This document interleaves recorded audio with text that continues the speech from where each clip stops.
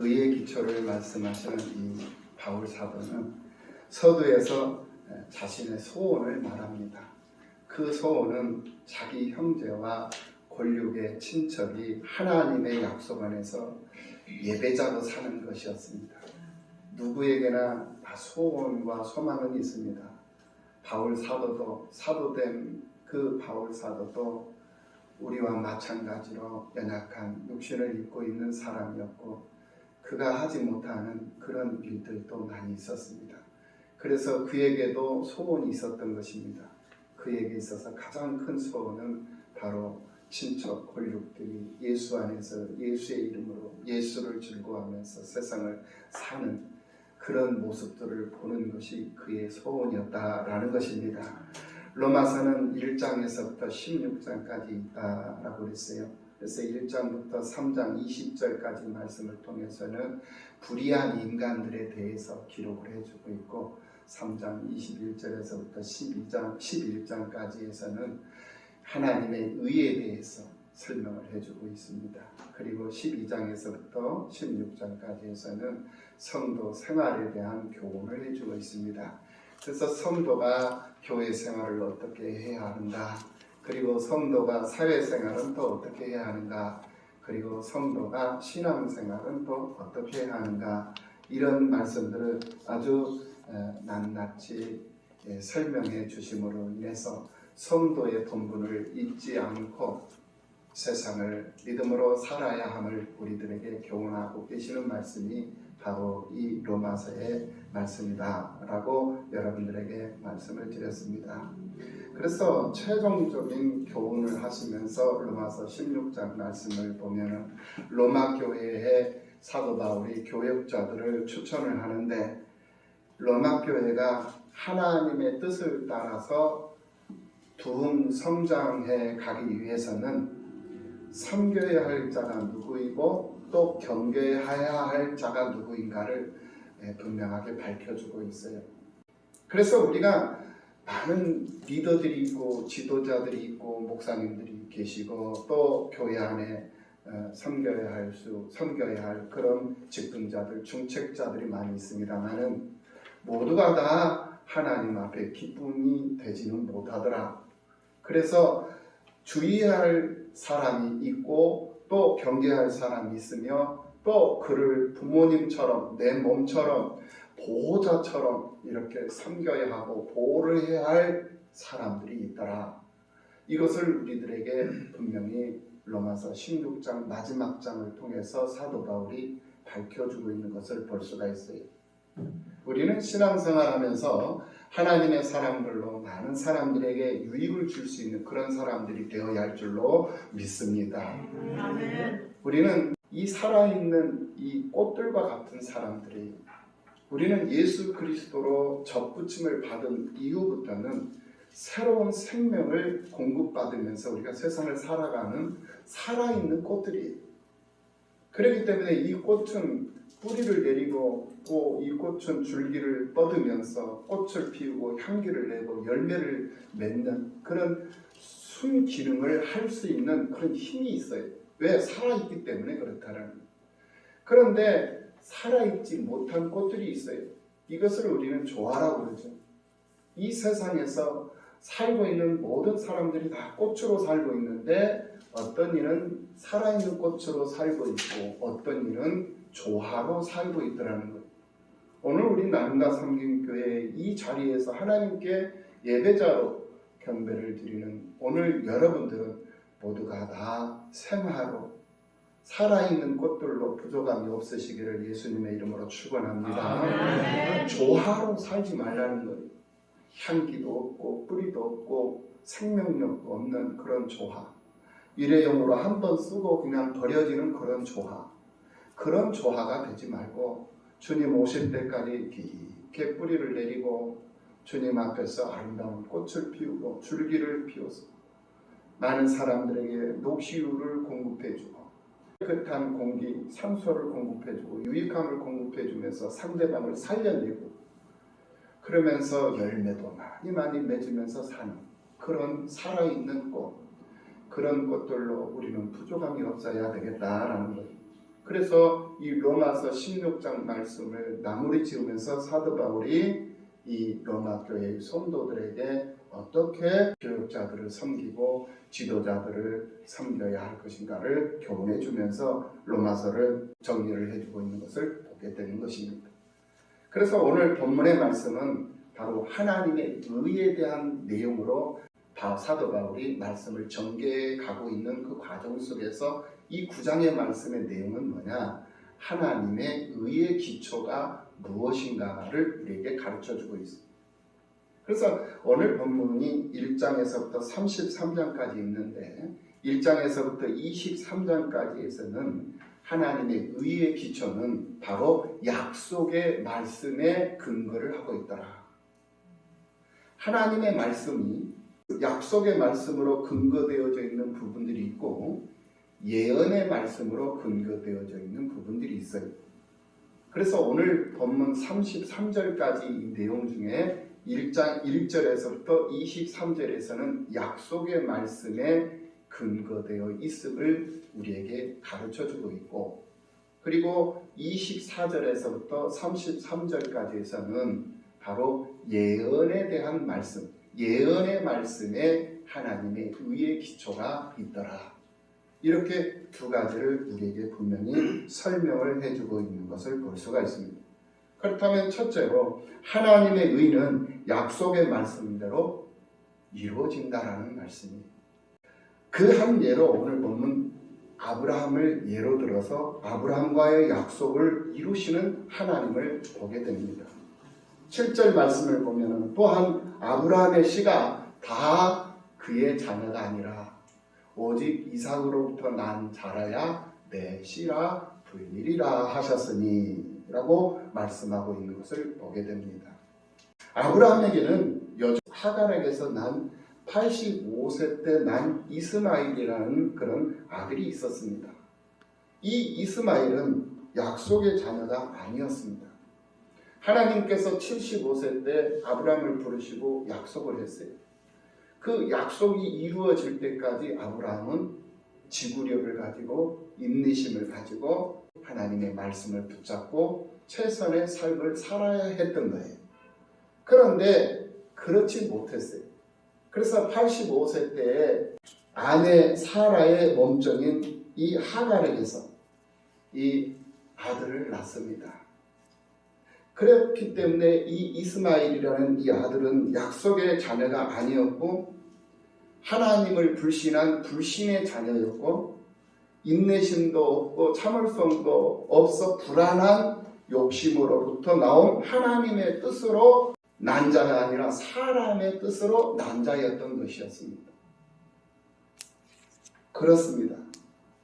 우리가 세상을 살면서 걱정하고 근심하고 불안해하는 이유는 우리가 무슨 일을 할 때 하나님의 뜻으로 하지 않고 사람의 뜻으로 무엇인가를 하기 때문에 우리가 근심, 걱정, 염려 속에서 자유롭지 못하게 되더라는 거예요.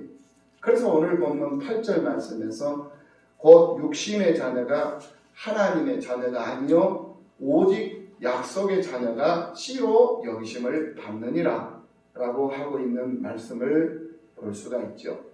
그래서 이 이삭은 아브라함과 사라가 육적인 기능이 끊기고 가능성이 없어진 때에 오늘 본문 9절 말씀에서와 같이 명년 이때에 내가 이르리니 라고 약속하신 말씀대로 이삭이 약속의 자녀가 되어서 약속대로 아브라함에게서 자녀가 이어지게 되었던 것입니다. 그래서 이삭에게서 난 자녀들이 아브라함의 씨라고 말씀을 하고 있는 것이죠. 아브라함과 사라가 가능성이 없는 마른 막대기와 같은 그런 존재일 때에 하나님의 약속에 의해서 만들어진 사람이 바로 이삭이었다라는 거예요. 이 이삭과 리브가에서 태어난 두 아들에 관하여 오늘 10절 말씀에서부터 말씀을 합니다. 그뿐 아니라 또한 리브가가 우리 조상 이삭 한 사람으로 말미암아 임신하였는데 그 자식들이 아직 나지도 아니하고 무슨 선이나 악을 행하지 아니한 때에 택하심을 따라 되는 하나님의 뜻이 행위로 말미암지 않고 오직 부르시는 이로 말미암아 서게 하려 하사 리브가에게 이르시되 큰 자가 어린 자를 섬기리라 하셨나니 기록된 바 내가 야곱은 사랑하고 에서는 미워하였다 하심과 같으니라. 아멘. 태어나지도 않았고 아직 리브가의 태중에 있는 아이들에게까지도 하나님은 큰 자가 어린 자를 섬긴다고 약속을 하셨던 것입니다. 이것이 바로 하나님의 의이다 라는 말씀입니다. 이것이 바로 하나님의 의요 하나님의 뜻이다 라는 거예요. 사람의 행위로 말미암지 않고 하나님께서 계획하시는 그 계획을 따라서 이 세상은 이끌어가는 거예요. 흘러가는 거예요. 그래서 내가 무엇인가를 할 수 있는 것처럼 착각하면서 살지 말라는 거예요. 하나님께서 다 계획을 하시고 그 계획하신 뜻을 따라서 이 세상을 주도해 가시는 이가 바로 하나님이시다라는 거예요. 그 하나님을 우리는 붙잡고 살아가면 되는 거예요.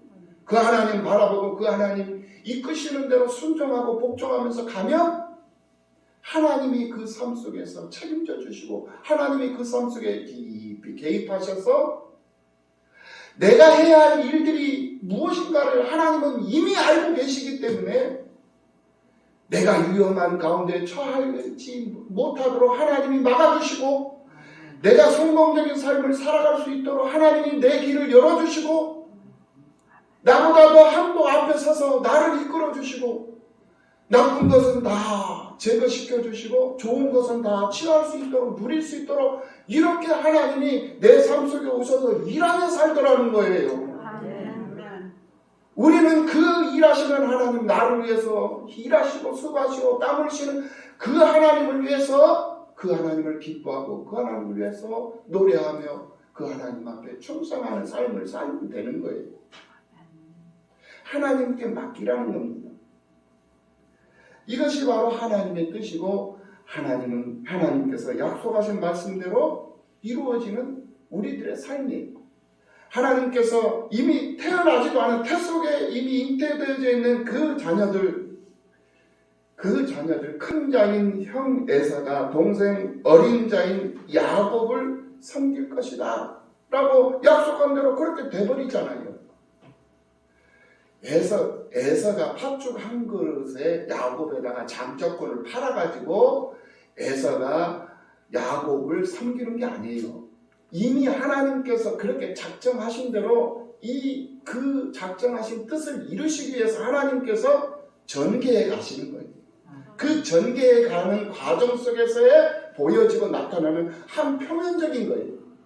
그러니까 한 가지 그 표면적인 그 표면만 보고 사람을 판단해버리고 생각을 해버리고 그리고 결정을 하고 그리고 선포를 해버리면 거기서 오류가 생기는 것이고 거기서 실수가 생기는 것이고 그로부터 실패함이 오는 것이고 그래서 우리는 근심 걱정하면서 세상을 살게 된다라는 말입니다.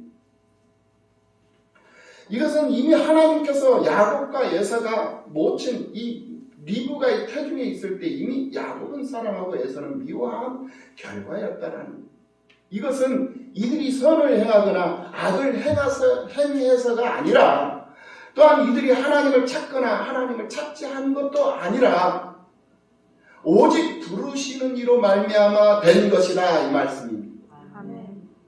쌍둥이 두 아이가 리브가의 배에서 태어나지만은 하나님께서는 어린 야곱을 약속의 자녀로 취하시고 에서는 버리셨던 것입니다. 취하시고 버리시는 하나님.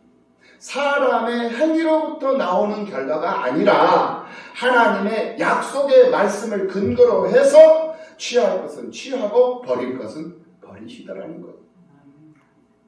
하나님께서 에덴 동산에 선악과를 놓으셨어요. 그리고는 생명나무 과실 그리고 각종 과실은 먹어라. 그런데 선악과를 놓으시고는 선악과는 먹지 말라. 이것을 가리켜서 우리는 에덴의 율법이다 라고 말씀을 드렸어요. 먹어야 할 것, 해야 할 것이 있고 하지 말아야 할 것이 있다라는 것. 이것이 에덴 동산에서 삶을 살아가야 할 기본적인 법이에요. 기본 법. 테두리 안에 있다라는 것. 테두리 안에서 자유함을 누리라는 거예요. 이 테두리 안에서 벗어나지 말으라는 거예요. 이 테두리 안에서 울타리를 벗어나면 그 벗어나는 순간 사나운 짐승들의 먹잇감이 되어버리고 표적이 되어버리기 때문에 그렇다라는 울타리를 벗어나지 말라는 나눔과 섬김 교회라고 하는 이 교회의 울타리를 벗어나지 말라는 거예요. 하나님의 세계라고 하는 이 하나님의 세계, 이 믿음의 세계의 울타리에서 자유함을 얻고 세상을 살아야지 믿음의 이 세계를 이탈하고 이 믿음의 세계를 벗어나버리면 그때부터는 세상 흑암의 세력들이 표적이 되어버리고 공격의 대상이 되고 먹잇감, 먹이사슬이 되어버리고 만다라는 것을 분명히 알으라는 거예요. 그래서 기본에서 벗어나지 마라. 기본법을 지키면서 준수하면서 살아. 이렇듯 하나님 나라에도 기본법이 있는 거예요.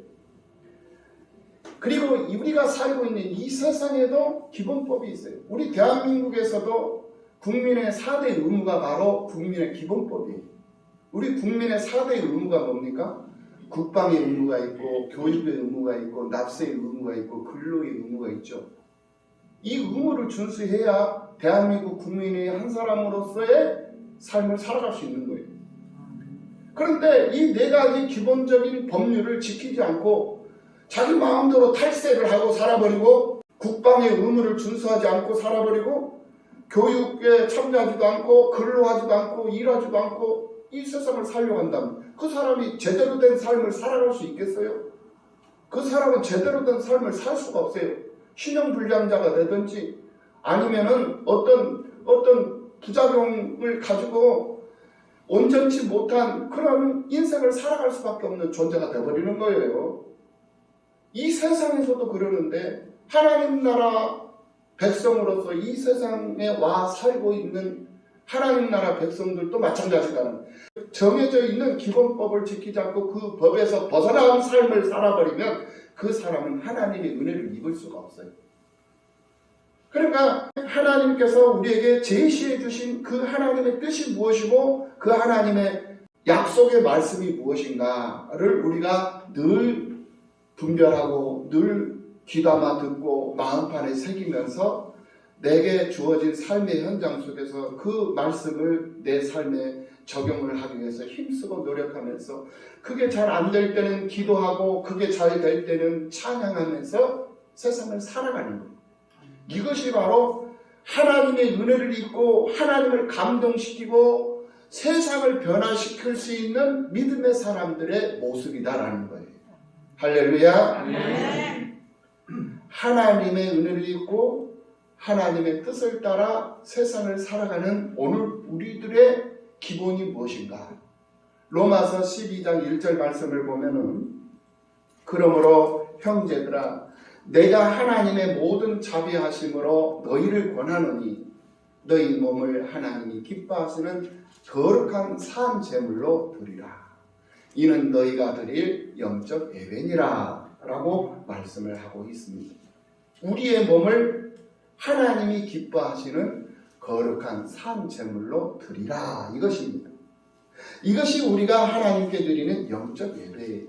그리고 12장 2절 말씀에서 너희는 이 세대를 본받지 말고 오직 마음을 새롭게 함으로 변화를 받아 하나님의 선하시고 기뻐하시고 온전하신 뜻이 무엇인지를 분별하도록 하라 하신 것입니다. 이렇듯 하나님의 말씀대로 하나님의 뜻을 따라 믿음으로 사는 것이 진정한 의가 된다라는 이 말씀이에요.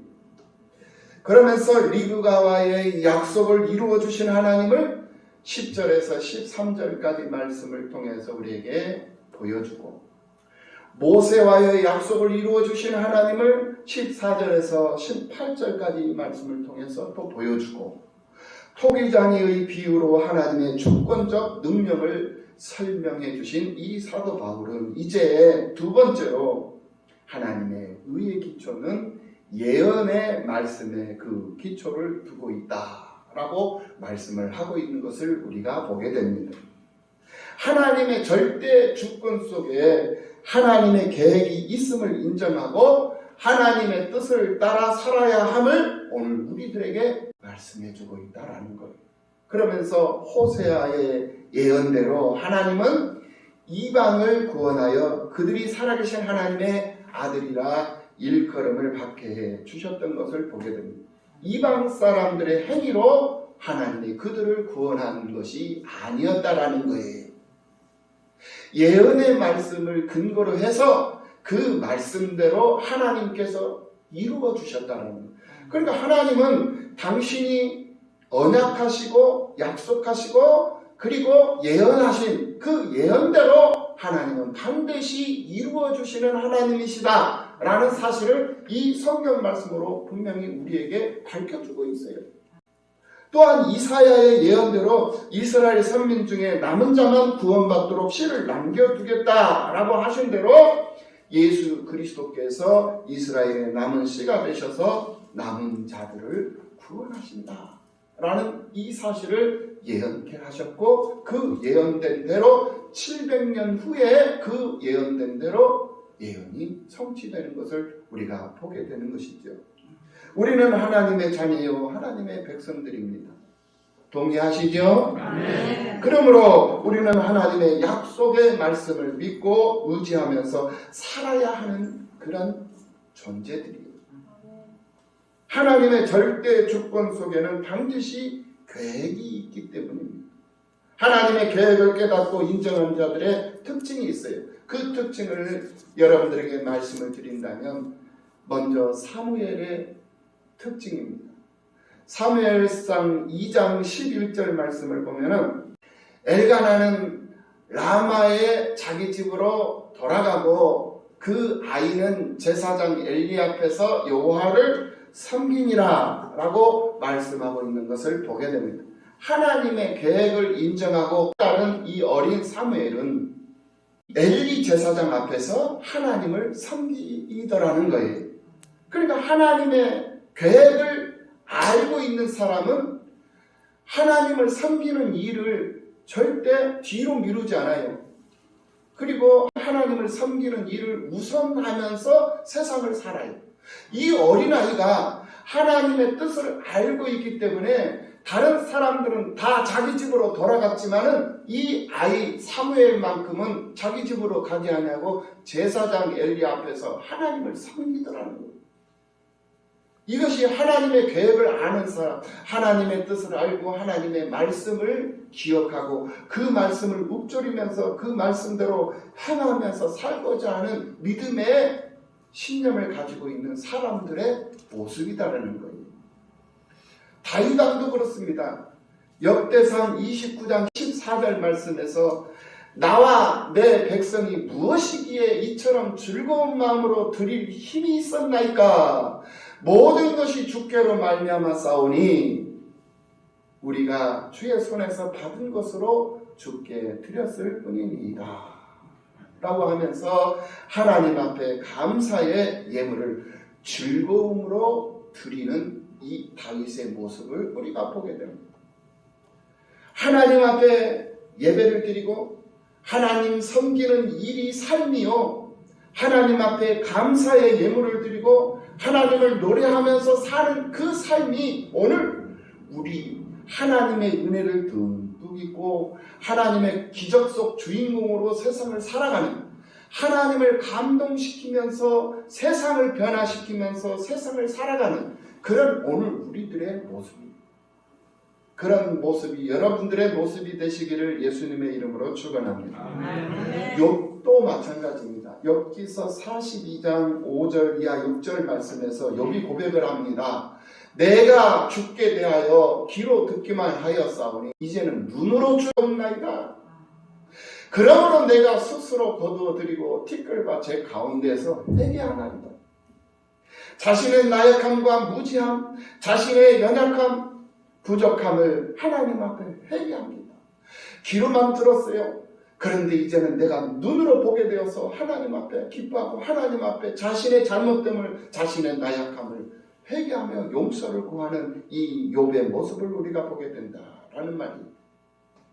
오늘 우리들은 남은 자들입니다. 남은 자들. 하나님의 긍휼하심을 입고 하나님의 택하심을 따라 남아있는 사람도 있고 하나님의 부르심을 받아서 남아있는 사람도 있습니다.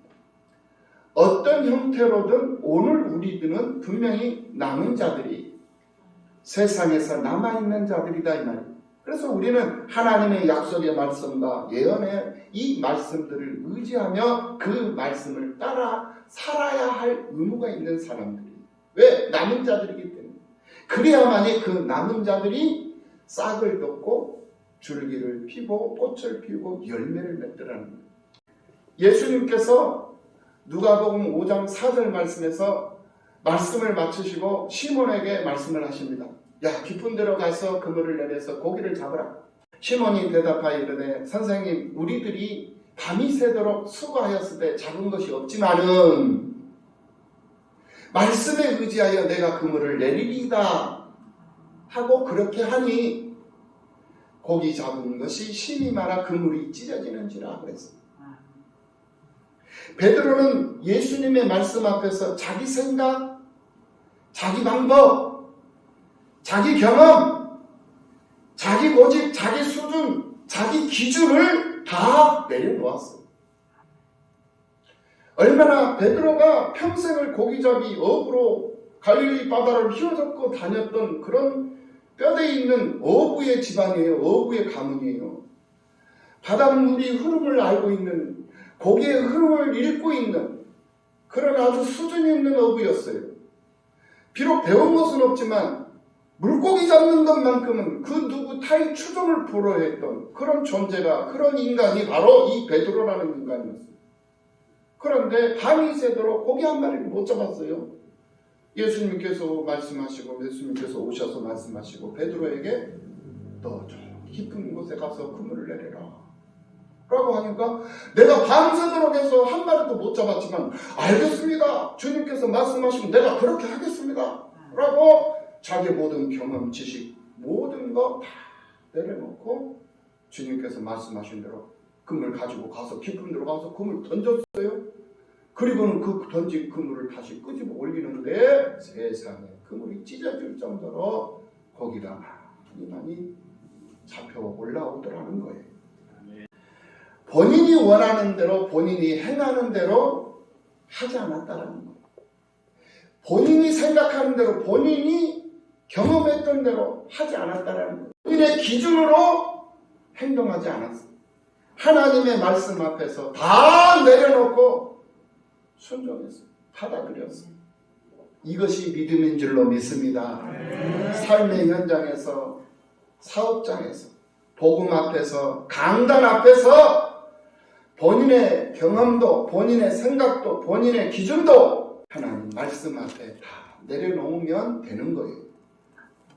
하나님 말씀대로, 순리대로, 믿음대로 성령께서 이끄시는 대로 아멘하고 순종하고 나아갈 때 그 속에서 하나님의 기적은 나타난다.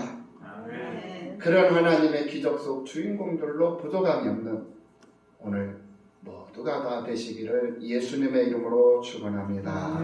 기도하시겠습니다.